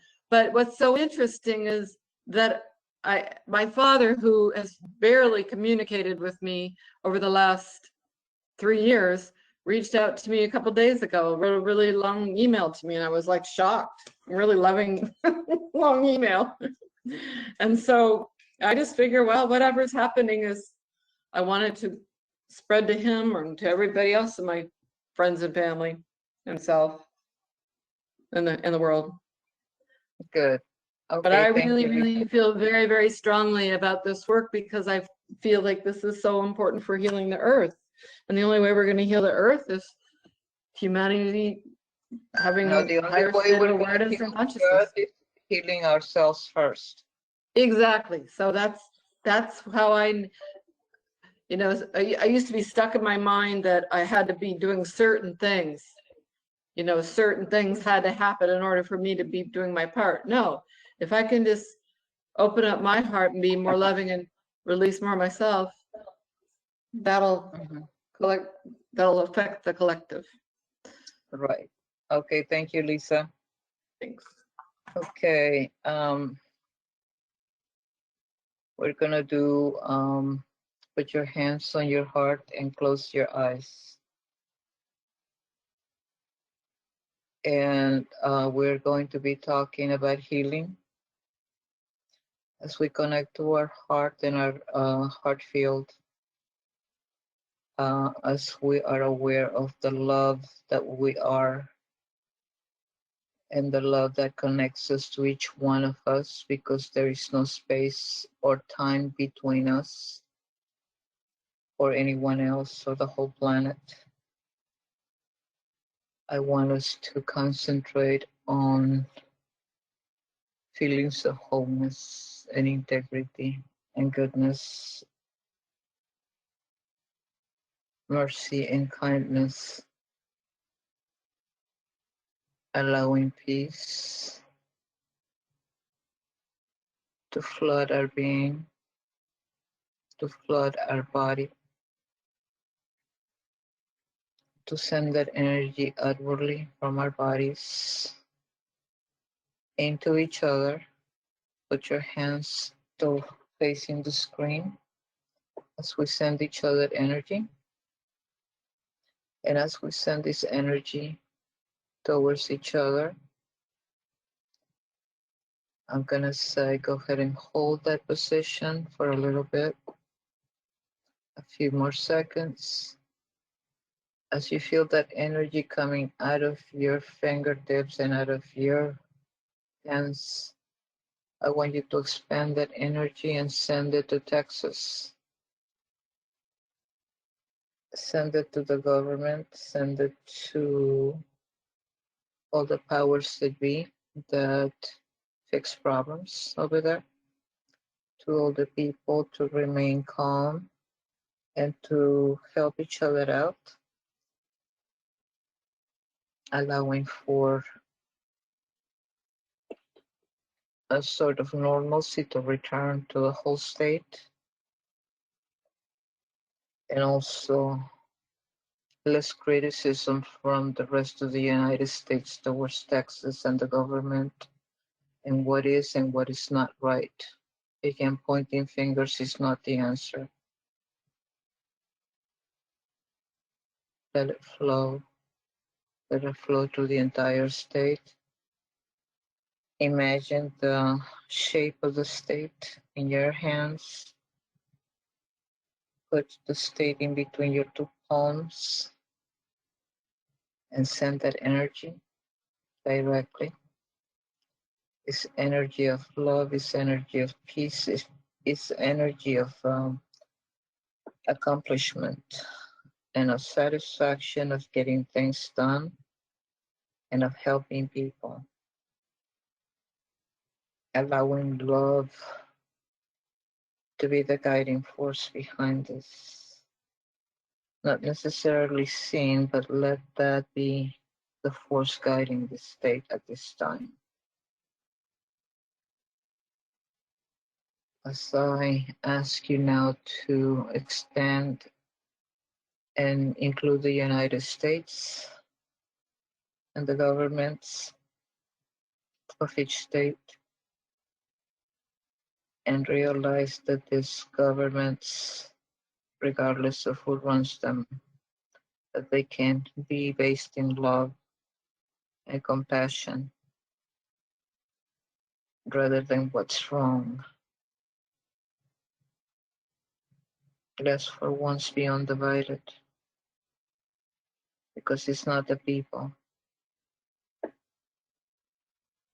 it's the puppeteers. So I'm asking you to have compassion and to send love to all of them indiscriminately, to all the people, to all of Congress, to all of the House, to all of the governmental workers, including all the armed forces.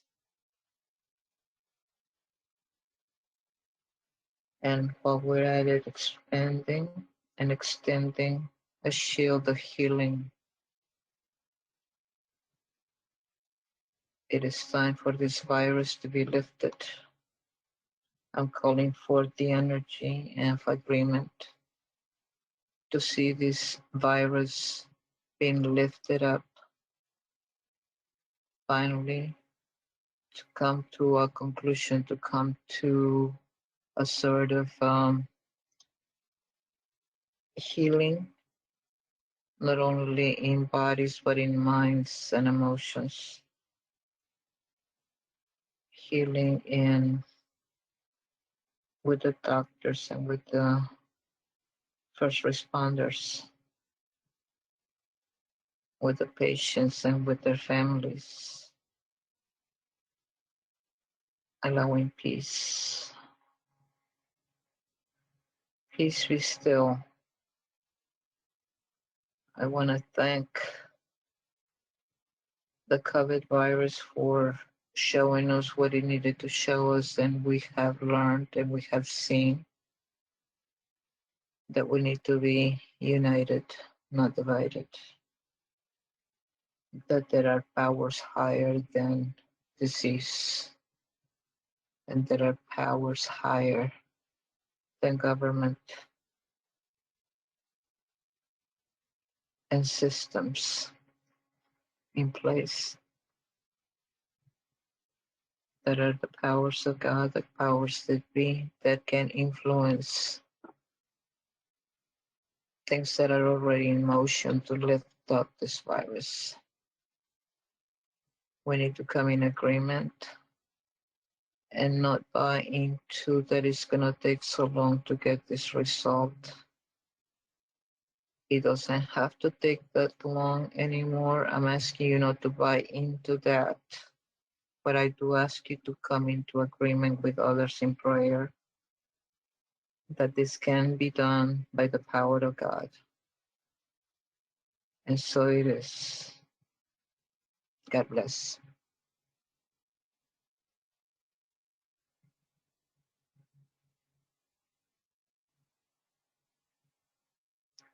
Namaste.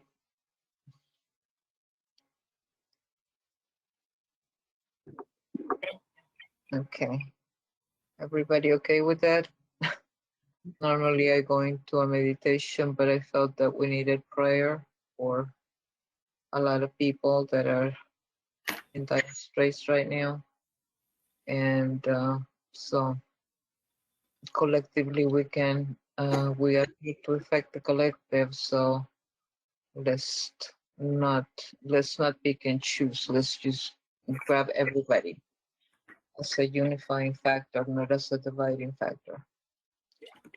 So how are things going for you, Diane? Things are going good.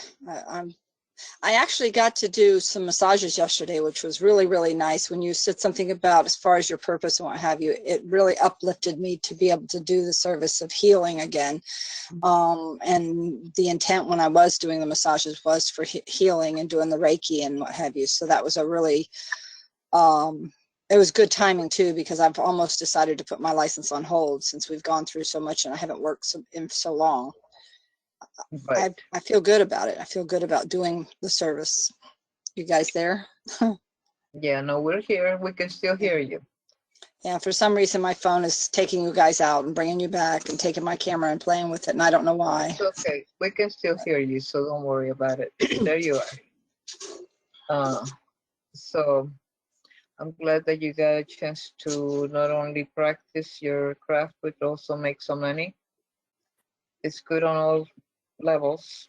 So that's very good. How are It you, felt Jen? really good. Thank you. How are you, Jenny?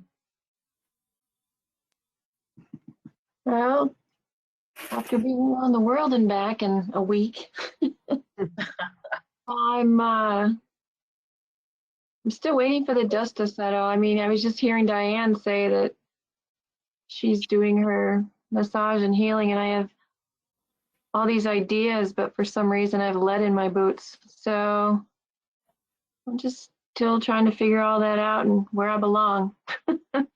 Ask for clarity. I do. For clarity. Yes, Diane. I have a question for Penny. How do you feel after your second shot? Because you said you were going to get the second shot. Thank you. The 4 hours sitting in line at the University Mall was very stressful, but I had no reaction whatsoever to the second dose. I felt Good. I think I went in, I heard enough people who didn't have a reaction. And I really do think it has to do with the Pfizer versus the Moderna, because I'm hearing that the Pfizer, when you get Pfizer, you don't have a reaction. When the Moderna, I've heard people getting a reaction.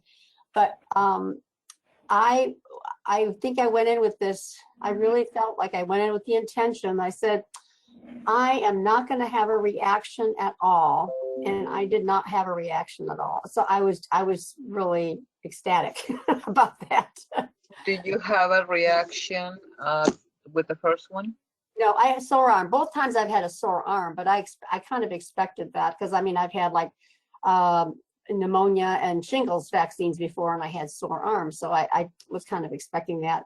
But yeah, I was really happy that my intention and my truth seemed to come to fruition.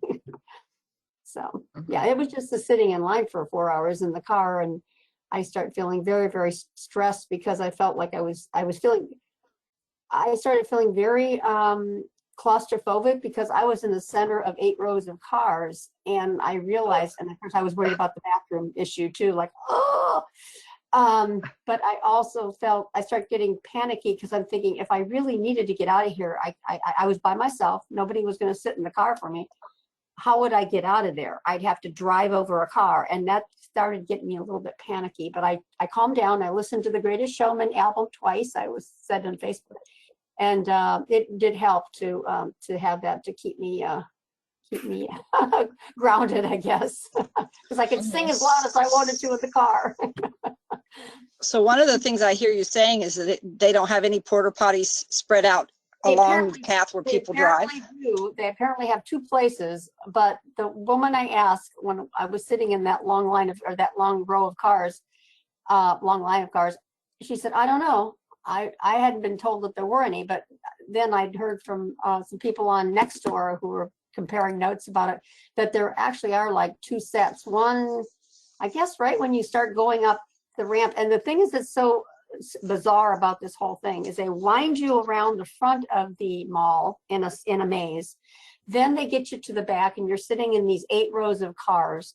Then you start going up to the top of the parking ramp, which I'm thinking, okay, I'm going up, I'm going to be scot-free, because last time they had the actual dose, you were getting your vaccine on the top ramp of the parking garage.